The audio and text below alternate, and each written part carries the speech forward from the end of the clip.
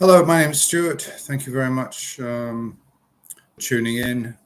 My first live stream on this channel, my classical records channel. I'm just waiting to see if anybody arrives. Is anybody going to watch? So the question I'm asking today, from my perspective, and maybe from the perspective of a lot of people my age, is what happened to pop? What happened to pop and rock?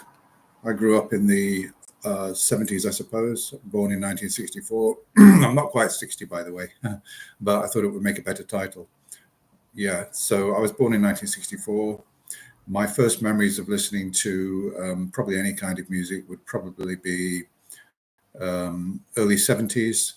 I think specifically the first song I can probably remember hearing would be what would it be? Wandering Star, with Lee Marvin singing "Wandering Star" from the song from the film Paint Your Wagon.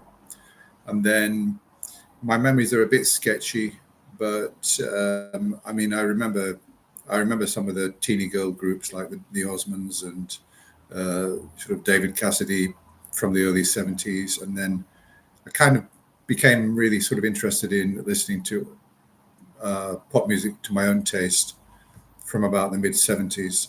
I think probably the first song I heard that I really liked a lot was uh, Rock On by, oh, what's his name? David Essex. Now, in my view, there's been nothing of that kind of quality released in the last 30 years, but I must admit I haven't heard all of it or even maybe a fraction of it. But I've heard a lot of the top artists like Taylor Swift and Katy Perry and, oh, who else? Well, you'll probably laugh, Ed Sheeran. And I mean, now and again, I've heard what are supposed to be like the top hits that are around today or have been around in the last 30 years. I used to spend time with somebody that listened to a lot of music from the last sort of 20 odd years, and her favorite band, who she says is the best ever, is a band called Nothing But Thieves. And no, I don't like them either. I don't agree that they're the best ever. So what happened to pop music? I mean, I've only got, unfortunately, two sort of pop albums in my collection at the moment. One is The Game by Queen, and the other one is Eat to the Beat, Blondie. I'm a big Blondie fan. Um, I don't know why am I a Blondie fan. I mean, I should have been listening to The Jam when I was 16 years old. Why was I listening to Blondie and not The Jam? Well, I don't know. I suppose I just liked the music. The Jam I liked as well. I liked Going Underground, but somehow I never really drilled down into what the Jam meant to young people and what they were trying to say.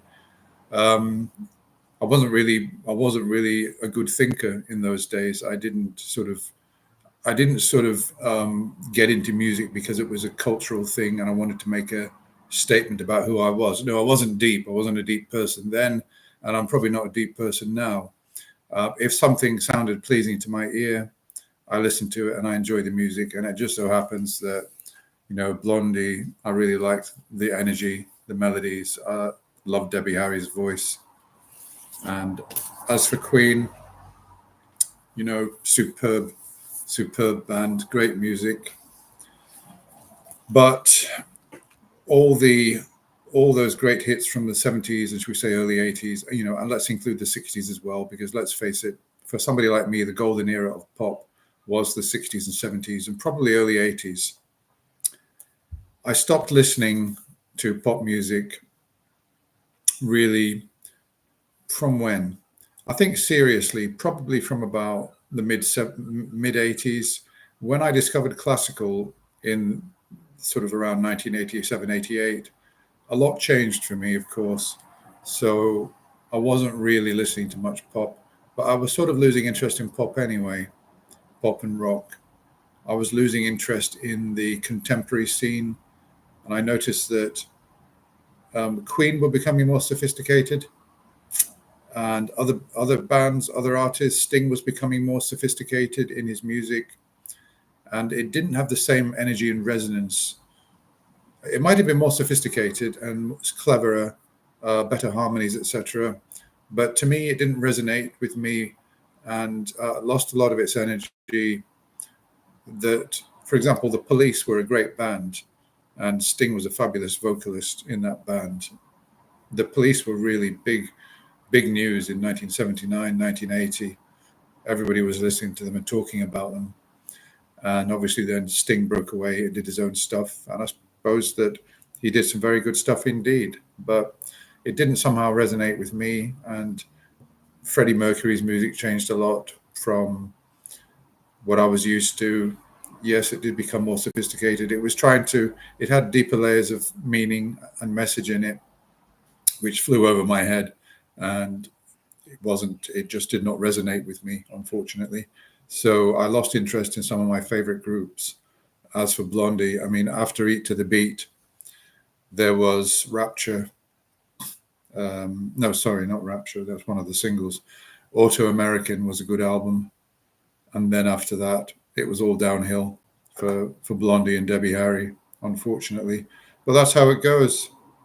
I mean, one thing you can say about the Beatles is they went out on a high. They were getting better and better, arguably. I mean, they started off as a band that was essentially writing music, I suppose, for teenage girls to scream at. And they evolved. Their music evolved a lot, and it was getting better and better.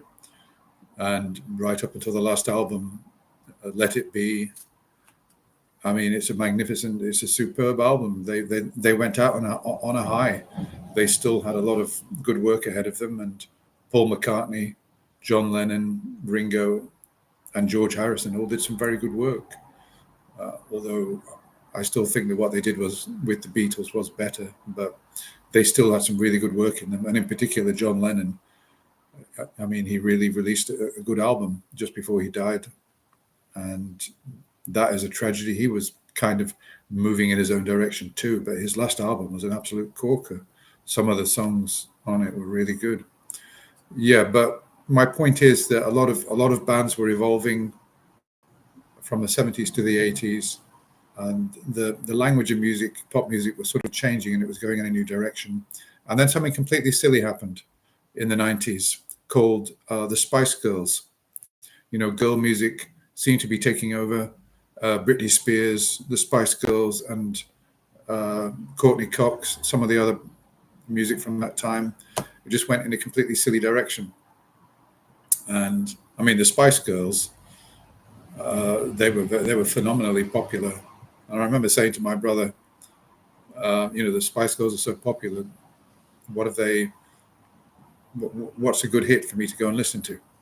He said, "Oh, you must know. Haven't you heard of Wannabe, for example?" What's that? He said, "That's a hit. Go and listen to. It's one of their best songs." I said, "Okay, fair enough." So this was in the early days of the YouTube, and I think I went on to YouTube, and I had to listen to Wannabe. Oh my God. Oh dear. I don't know. It's not my thing. It's not my cup of tea. So yeah. So what do I like in pop and rock? I suppose that my favorite bands are Pink Floyd. I mean, Dark Side of the Moon, Wish You Were Here, Meddle, and The Wall. You know, just absolutely mind-blowing albums that when you hear them for the first time, or at least somebody of my generation, when I heard all of those albums, when I heard for the first time, I could hear straight away, especially with Wish You Were Here, when I first listened to Shine On You Crazy Diamond. I mean, from the first opening seconds, I just knew that I was listening to something that would endure as a great piece of music in popular culture. I mean, it would be the same that maybe somebody 200 years ago, when they first heard Beethoven's Fifth Symphony, hearing it for the first time, I'd like to think that somebody would think, this is going to endure. This is something. This is really important.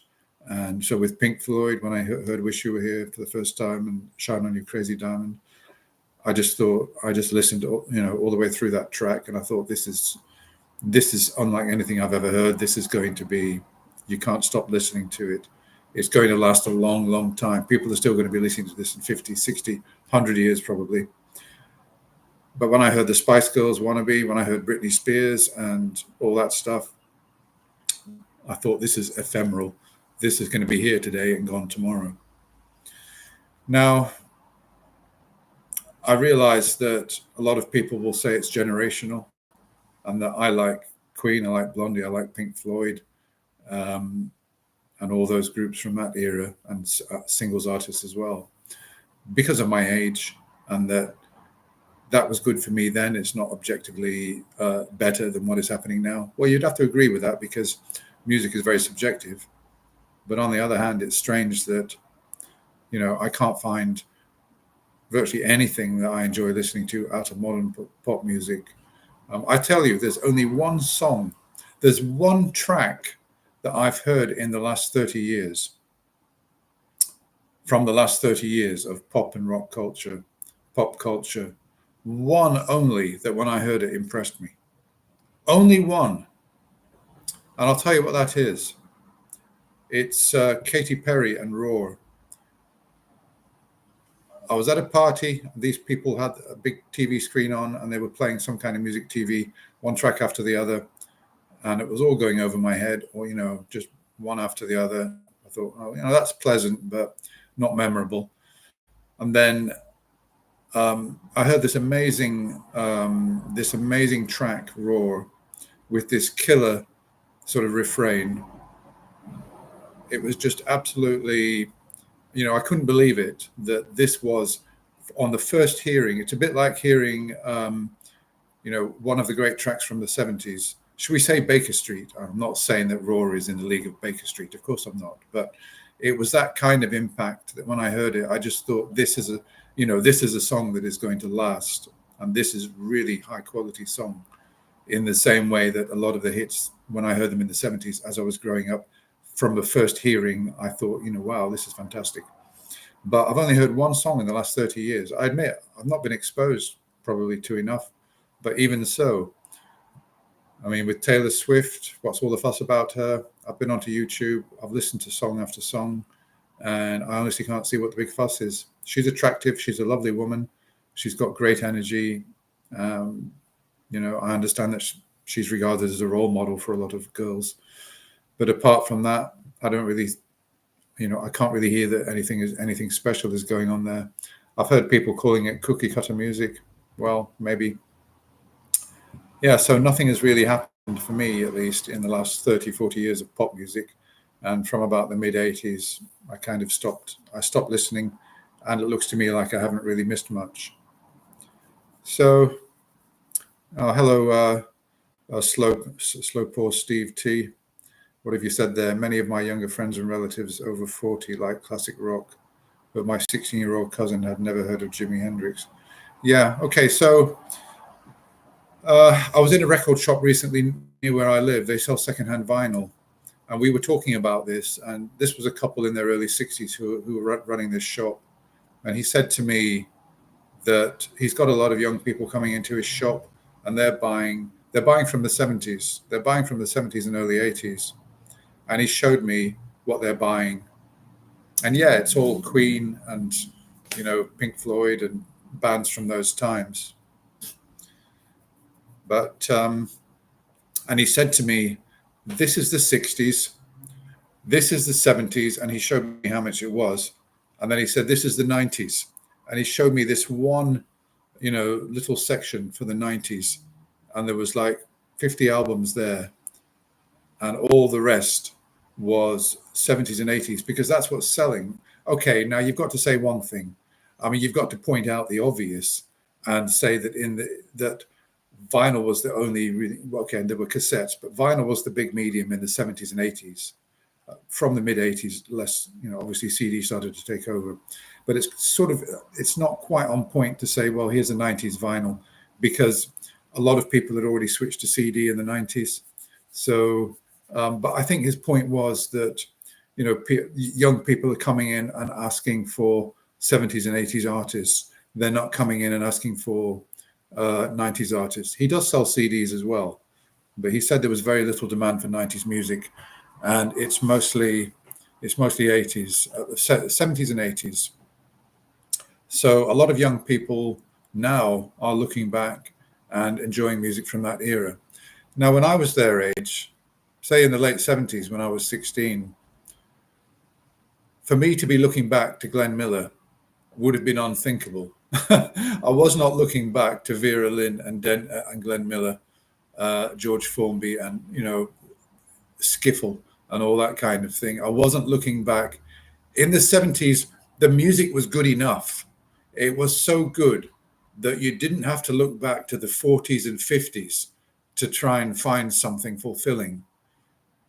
It wasn't necessary, because the top 40, the hit parade, top of the pops, it was good enough. It was so good that you didn't need to go back and look. And if you did look, what would you have found?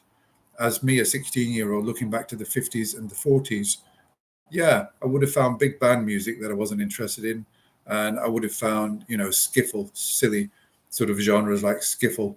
And, Elvis started to make things a bit more interesting. Yeah, I like Elvis. I've always liked Elvis. So, yeah, there was Elvis. And then obviously then the 60s happened. So I suppose in the sense I was looking back in the late 70s or the mid 70s, if I did look back, I was looking back now and again, mainly through films and that sort of thing, to what the Beatles were doing in the mid 60s, and Phil Spector, and a lot of the great music from the mid 60s also impressed me. But we're only like going back 10, 15 years. Whereas young people today who are looking back to the 70s, today's 2024, the 70s is 50 years away. It's 45 years away. So the equivalent to that for me in 1970, in say 1980, would be 1935 with Glenn Miller, and I don't know what other music they were listening to in those days. And that would be unthinkable to have to go back that far to find interesting music to listen to. So I'm glad to see that young people are discovering, okay, I know that everybody likes ABBA, it seems. ABBA seems to be I think this fad for ABBA will actually pass. And in a way, I mean, ABBA music is really not that interesting. I mean, it's good. I mean, it's good and it's catchy. And, they've got phenomenal vocalists in those women. I do like ABBA, and I've always liked ABBA. But I don't think the music is as interesting as, should we say, Queen, Blondie. I mean, I still think that Blondie's music is really interesting. I was listening to this the other day. Tracks I didn't used to like when Eat to the Beat first appeared. I was a big Parallel Lines fan, a big Blondies fan, and we were all waiting for Eat to the Beat to appear. Could it be better than Parallel Lines? They were the really big band in those days. They had a lot of number ones, and everybody was talking about Eat to the Beat. This is going to be the album par excellence to be better than Parallel Lines. And it wasn't better than Parallel Lines. And at the time, I remember feeling a little bit disappointed. There were some really good tracks on it, but there were some tracks here that didn't really quite resonate with me. But when I listened recently to this, I thought that was a bad judgment, because some of the tracks on here are absolutely superb. Okay, we've got Dreaming, The Hardest Part, Union City Blue, Shyla, Eat to the Beat. Accidents Never Happen is an absolutely superb track, which, I mean, in those days, I think the big difference with me now compared with then, and I hate to admit this, is that I wasn't a big one on lyrics. I didn't drill down into the lyrics and try to work out too much what a song meant. I had a rough idea, but I liked the music. But I was listening to the lyrics and how the music relates to the lyrics and everything in Accidents Never Happen. The lyrics are absolutely brilliant. Accidents never happen in a perfect world. Precognition in your ear. I mean, it's absolutely superb. And then the other tracks on here, Die Young, Stay Pretty is another one, absolutely superb. The lyrics and the music together. Yeah, Die Young, Stay Pretty, Live Fast Because It Won't Last. I know it sounds simplistic, but the way that she sings it. And then Victor is another one, which when you hear it for the first time, it's a woman screaming her head off because somebody's leaving her. Now, I couldn't really relate to that when I was like 16 years old, because I'd never been in any kind of relationship. But later on, but obviously, I've left women. Well, I've had relationships split up. I've had women occasionally begging me not to leave them. Would you believe it? And I can relate to the guttural screaming of Debbie Harry in this. No, please don't leave me alone. I mean, it's really gut wrenching to listen to. So a lot of these songs resonate with me now in a way that they didn't then, just because I hadn't got the life experience. So that's much better than I thought it was. It's a real classic album. Eat to the Beat is a superb album. Maybe as good as Parallel Lines. I'm also a big fan. I'm also a big fan of Plastic Letters. A lot of people think that's Blondie's best album. I think that Plastic Letters, Parallel Lines, and Eat to the Beat are a great triptych, shall we say? The absolute peak of Blondie's output. So I listened to Blondie. I wasn't listening to the Jam. I should have been listening to the Jam. I'm listening to the Jam now. I've come to them sort of like 45 years too late, but I suppose better late than never. They were a great band in those days. So it's a bit disappointing. I can only commiserate with young people now that we had great artists in those days like Freddie Mercury, Paul Weller, the Jam and the Clash, and so many great groups, Bob Marley. We had absolute legends in those days, geniuses of pop music. Pink Floyd. We had it all. And when I look at what young people have got now, Ed Sheeran, Taylor Swift, it seems like real poverty of culture to me. I know they're making phenomenal amounts of money. I know that Taylor Swift can pack out these stadiums night after night with screaming girls. But I have to say that I asked my girlfriend, somebody I'm seeing at the moment, she's 49, I'm 59, so there's 10 years difference between us. Okay, she's younger. And she said to me that, Taylor Swift's amazing, et cetera, et cetera. She's done so well. She's incredible. And I said to her, what's your favorite Taylor Swift song? Silence. Oh, well, I've listened to some of it and it's quite good. I said, yeah, but what's your favorite song? And she said, well, she doesn't know particular songs, but, it's kind of good music. Okay, I mean, this is a woman that, she could name probably at least 20 ABBA songs. And she could name a lot, obviously a lot of songs from the past. But the so-called top artist in the world today, she can't name a single song. Neither can I, of course. The only thing I remember is that Taylor Swift did a video where they showed ballet and twerking. And she got into a bit of trouble because the ballerinas were all white and the twerking women were all black. She got into a bit of trouble over that. I thought it was hilarious. So, yeah, the question I'm asking is what's happened to pop music? Is it just me? Could it be the case that in 30 years' time, young people will be turning back to Taylor Swift and saying, wow, she was amazing? I mean, in the same way that young women now are going back and looking at Kate Bush and saying, oh, my God, Kate Bush was, just phenomenal. She was an icon, et cetera, et cetera. And I can't get enough of the music. Wuthering Heights and The Hounds of Love and all that were just absolutely. Young women are looking back and discovering Kate Bush. Will young women in 30 years' time be looking back and discovering, say, Katy Perry and Taylor Swift and, shall we say, Britney Spears? I don't know. I mean, it's hard to say. One thing I did notice from the 70s is that all generations seemed to like the music. So young people liked it. My mum and dad liked it. We all sat around Top of the Pops. The grandparents liked it. We all liked it across the generations. There was none of this, people my age now, say 60-year-olds, saying, oh, God, Glenn Miller was much better, or, Vera Lynn was much better than all this modern rubbish. No, people weren't saying that. Across the generations, they all enjoyed what was going on in the 60s and 70s with music, popular culture music. Everybody enjoyed it. Whereas now, there aren't many people my age who really enjoy listening to anything that's going on, or at least from people that I know.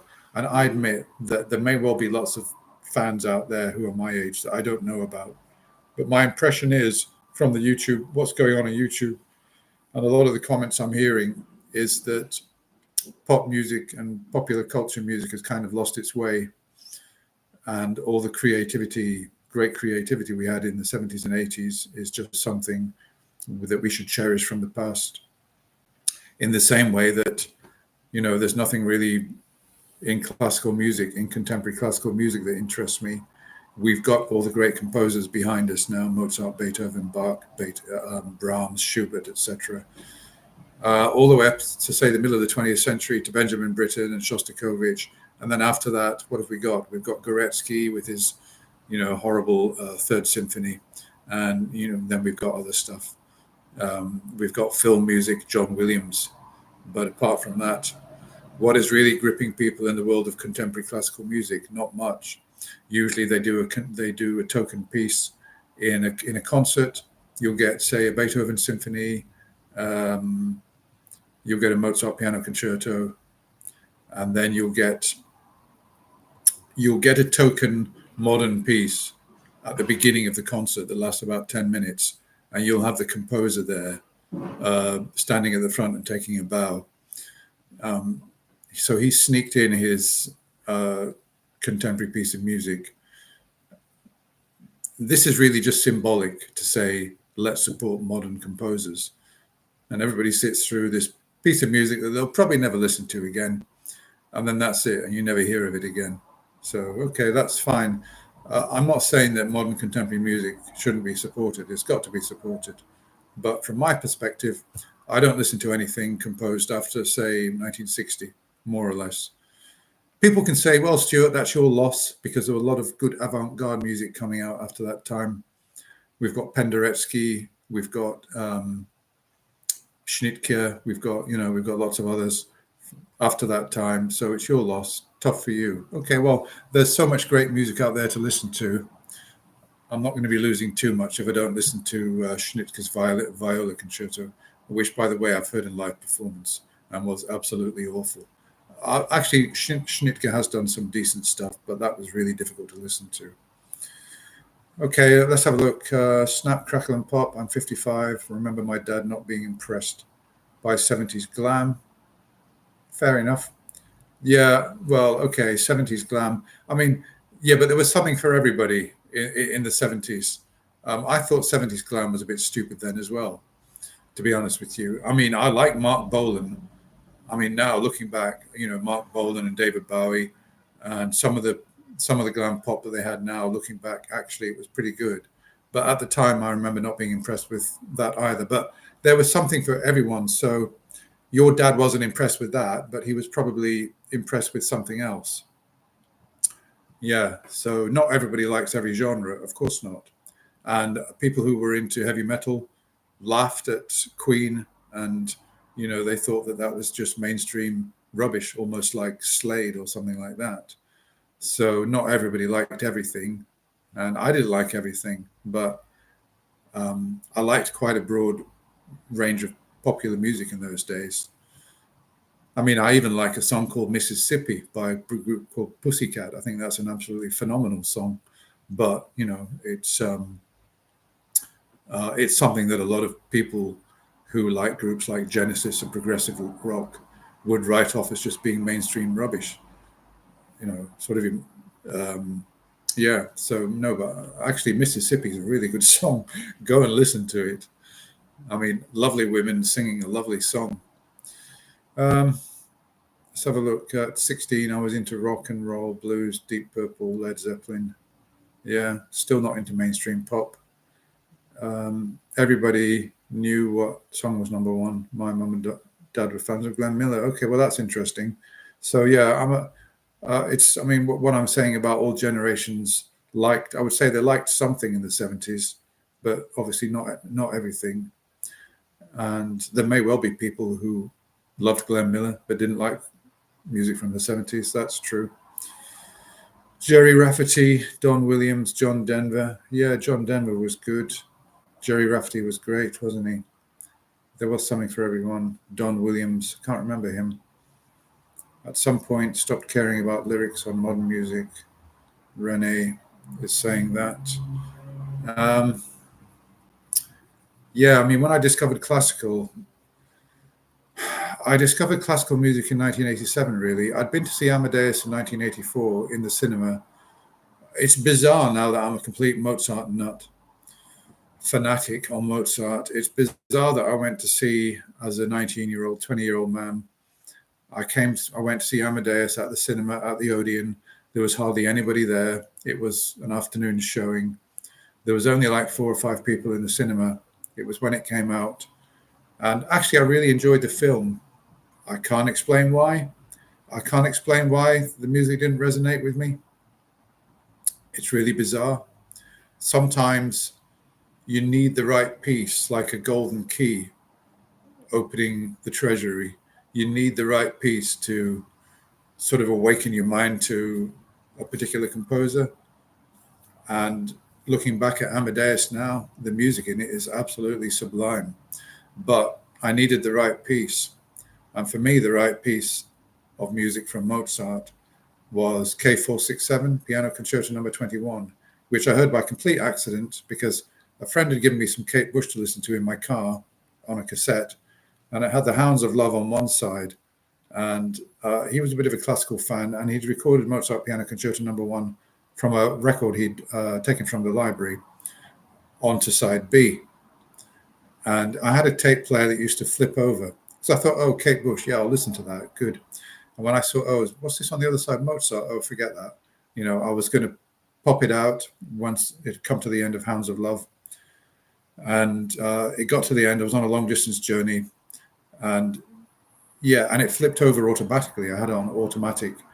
The tape could actually play the reverse side without having to remove it. I had one of those tape players. And I didn't get a chance to turn it off. And from the moment I heard, dun, dun, dun, dun, dun, ba-da-dun, dun, dun, I mean, it just captured my attention in a way that probably no piece of classical music ever did, this marching rhythm. And I found myself listening, and I knew it was a piano concerto because it said, and I thought, where's the piano coming in? And the introduction was so vast and interesting. I mean, it's a huge, if you listen to it now, the introduction to Mozart's Piano Concerto Number 21, before the piano enters, if you think that Beethoven's music is complicated, you listen to that, how far it goes before the piano actually comes in. It was an absolutely mind-blowing piece of music to listen to. And that opened the door to me for Mozart's music, because from that, I then went and said, well, if he composed one good piano concerto, number 21, wow, 21, that means there must be 20 that came before it. Well, actually, there isn't, because the first 4 piano concertos are juvenilia based on other composers' works. So really, no, but there are still a lot of piano concertos before that. So I went to the shop. I'd got my CD player. It was in the early days. I had a Marantz CD 50 SE. I had a really good CD player. And I started buying Mozart piano concertos on CD. I couldn't believe it. Not only had he written one great piano concerto, no, he wrote the next CD I got was it was DG. I remember it was Gilels, concerto number 27, K595, and it was a double concerto, and he was playing with his daughter. I think it's Elizabeth Gilels, and again, two more superb piano concertos, and I just went from there, devouring all of the. I left pop music behind for a long time because of that, and I just believed that I'd arrived. I thought, I've been listening to all this childish pop music, and finally, here is the epitome. Here is the zenith of artistic achievement, which I still believe is the case. By the way, I haven't changed my opinion, and I started going through the piano concertos, and I spent a lot of money on CDs. Classical music really occupied my life in a big way for several years. So have a look at some of your comments.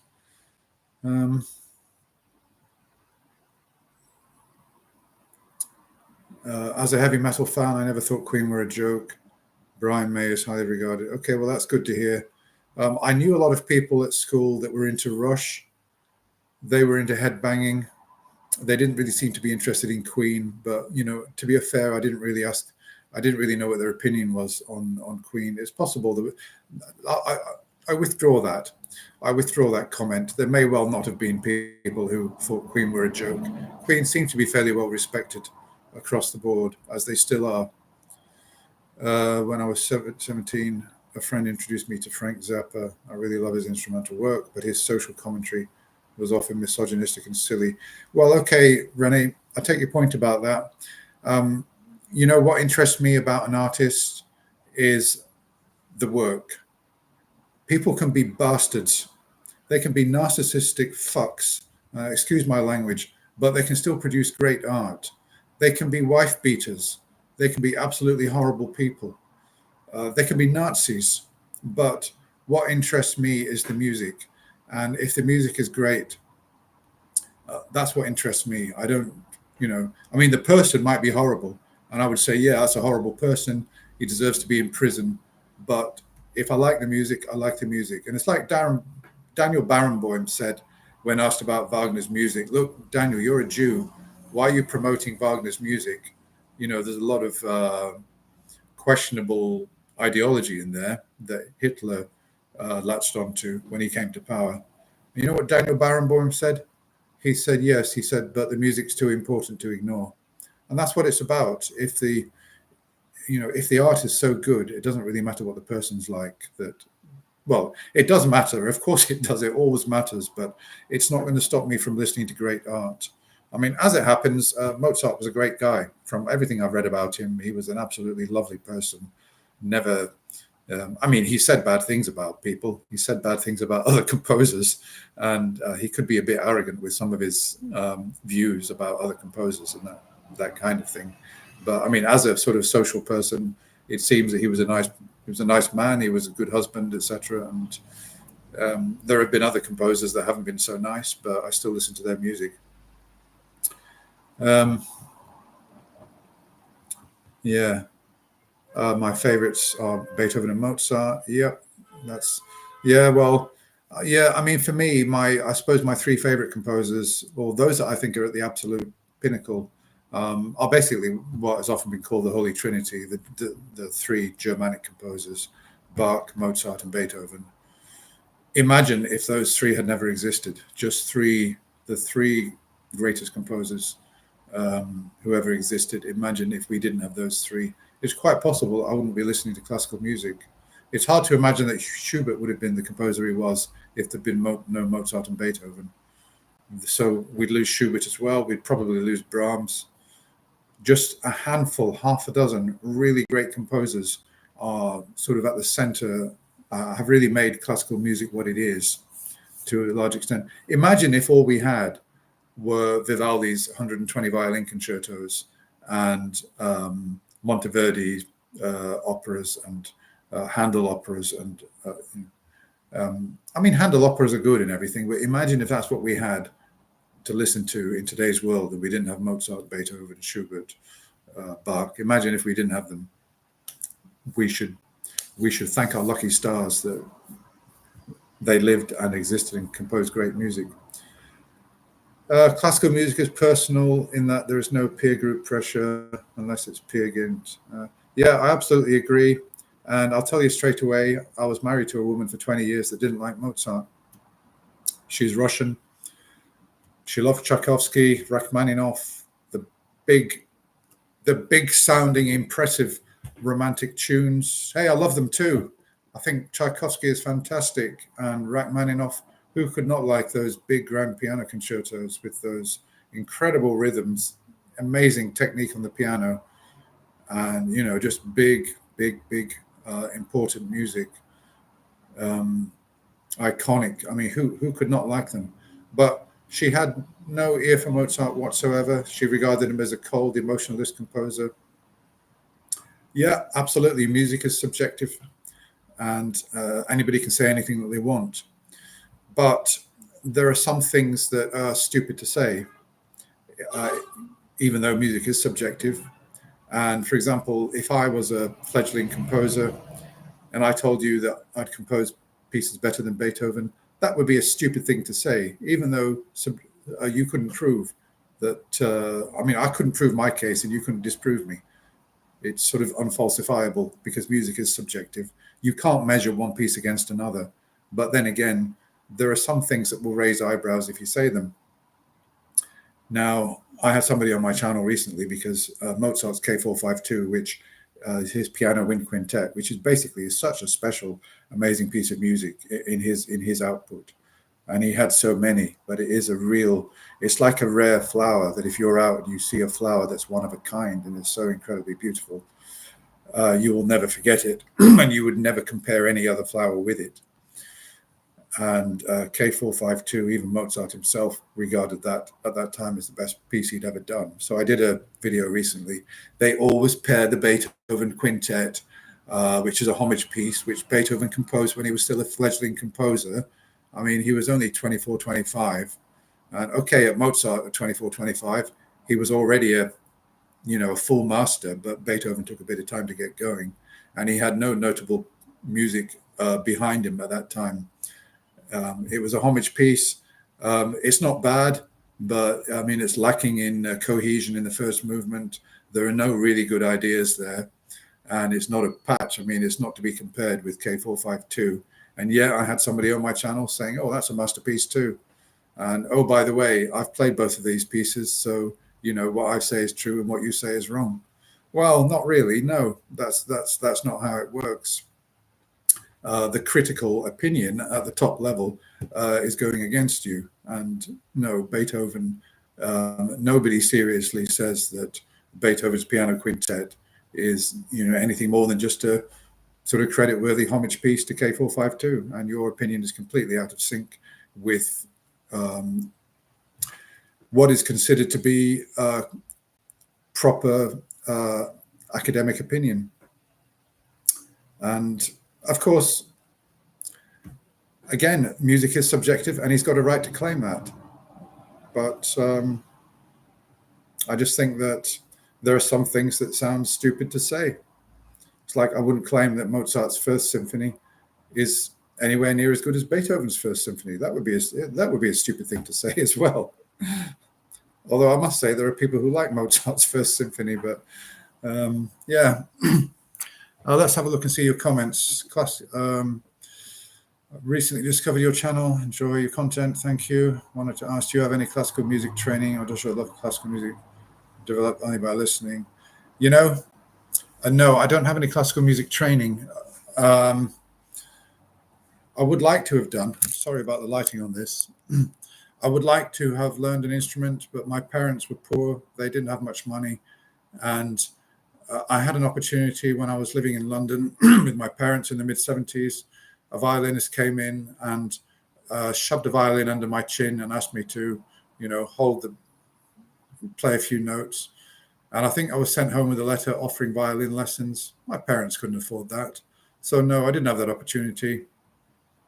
I would like to have done, but to be honest with you, if I could go back in time, I enjoyed singing. I would have wanted to be a singer, not an instrumentalist. And my greatest love in classical music is actually opera and vocal music. So yeah, I would really like to have had a go at singing, but that's not how I was brought up. In those days, we were kind of left to ourselves, and I wasn't. I just kind of floated through school and did my own thing. So I later on tried learning the piano, failed miserably when I was an adult. Tried learning the guitar, failed miserably again. And most recently, I tried the violin out, which actually I wasn't doing too badly because my son is 21 now, and with my Russian wife. Russians are very serious people. They're serious about education and they're serious about music. For them, if you take up music, you do so seriously to become a musician. There are no amateur musicians in Russia. It's stupid. I mean, they laugh at people who are now adults who are now playing the piano and learning the piano for their own development and their own pleasure. They laugh at that. For Russians, music is a very, very serious business. And if you don't take up music, unless you are going to try and become a musician. Now, my son started learning the piano at 3 years old. and he started learning the violin at 4. He had a lot of musical education. He was a brilliant young musician. And for those of you who know what grade 8 is, it's the top level at a sort of, amateur level, in school. You go through the grades, grade 8. To give you an idea of how good he was, he had grade 8 violin at 6.5 years old. And he had 5 grade 8s before the age of 10. He had 3 in instruments, and he had 2 in musical theory and musicianship. He was going to be a musician, and I absorbed a lot of that education, because you can't live with a young musician who's growing up and not absorb some of it. And I sat in on some of the lessons. And so later on, I decided to take up the violin as an adult to see what he'd gone through. And I tried it, and I was getting on reasonably well, because I already knew a lot about how to hold the bow grip. It's not a grip. You don't grip the bow, because that introduces tension. You kind of let the bow rest in your on your fingers. And if you look at the best violinists around, they've got incredibly relaxed wrists, and the fingers are a nice shape, the fingers look good on the bow. Whereas if you look at musicians who are not so good, their fingers will be like this on the bow, tight. And I learned a lot about technique on the violin. So I tried to learn as an adult. I was doing fairly well, actually, but I've got tinnitus in my left ear. I've got going on all the bloody time. I think this is to do with COVID. I picked it up a couple of years ago. It's not too serious, but I noticed when I was playing the violin that it got worse. Instead of like that, it was starting to zing quite sort of sharply. And a violin is such a powerful instrument. I tried earplugs, that didn't really work. And anyway, I had to give it up. So no, I've been a complete failure at learning music. And my only talent in life is for recognizing great music. It's not for actually playing it. But anyway, by the way, with my son, his pinnacle, and actually you can find him on YouTube. He played the Brooks Violin Concerto with an orchestra several times when he was about 12, 13 years old. So he reached that level. And then he suddenly turned around and said to us that he didn't want to be a musician, that he was into science in a big way. So we supported him. We pulled him out of music. Music is something you've got to be 100% on board with, because the commitment is so intense. And I appreciate those guys sitting out in those orchestras. If you knew what they had to go through to get to that level, nobody should have to go through that, frankly. Nobody. And I was relieved when he said he wants out of music. I was relieved. He went into science. So his mother brought him up for music, but she also brought him up to be strong in maths. And he was a brilliant mathematician, even at a young age, and physics and everything. And it was the right decision. He's currently working at a UK university. He's working on a PhD, and he's on a research team. He's doing space technology research. He's doing brilliantly well. I'm proud of him, etc. But I saw what it took to get to that level. And he was that level in 3 instruments, the violin, the piano, and the organ. So, a bit of me thinks he could have been the best violinist in the world. He could have been, and he would have been, because he told me recently, Dad, I never really tried. My heart was never really in the music when I was practicing. He got to that level, and his heart wasn't even in what he was doing. Imagine if his heart had been in what he was doing, what he would have achieved. And I said that to him. But he said he's got no regrets, and he still loves music. He only listens to classical. He's not interested in pop. He goes to concerts, and that's one great thing that's come out of those years in music for him, that he's got the best thing, which is to appreciate this amazing treasury of classical music that we've got. Let's have a look at some of your comments. So just to say that no training in classical music. I always thought McCartney was Mozart and Lennon was Beethoven in a kind of way. Yeah, I see what you mean. Always drawn towards East European and Russian classic much of the time, and Sibelius. Okay. All right, guys, look, let me just conclude. Thanks for watching, by the way. Let me just conclude to say that So yeah, obviously I'm a bit bemused that in the last 30, 35 years that there's been nothing much for me in pop music, in the pop music world. I don't know whether it's just me or whether there's something else going on, but yeah, my golden period for pop and rock is sort of the 60s through to the early 80s. After that, I don't really listen to anything. And yeah, I still do listen to pop and rock. I'm interested in it. I need to get in lots of Pink Floyd. I've got to get the Dark Side of the Moon, The Wall, etc.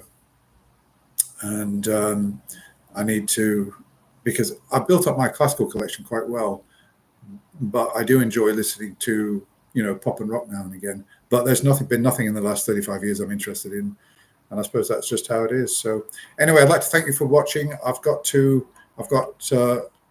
actually, this isn't how I earn my living, by the way. I'm not a YouTuber that makes money. I've got my own business. As you know, I sell records, but that's not my, that's really just pocket money so that I can continue to buy records. But mostly what I do is I'm actually a trader in watch parts. I know it sounds odd, but I supply people, enthusiasts, jewelers, watch repairers with watch parts so that they can repair their own watches. And it's a niche area. I've built it up over the last 20 odd years. I think I'm the best at what I do. So if any of you guys got any watches that need repairing, you need the parts, I'm the person to get them from. Okay, thanks a lot. I'm going to end the stream now, and I'll catch up with you again soon. Goodbye.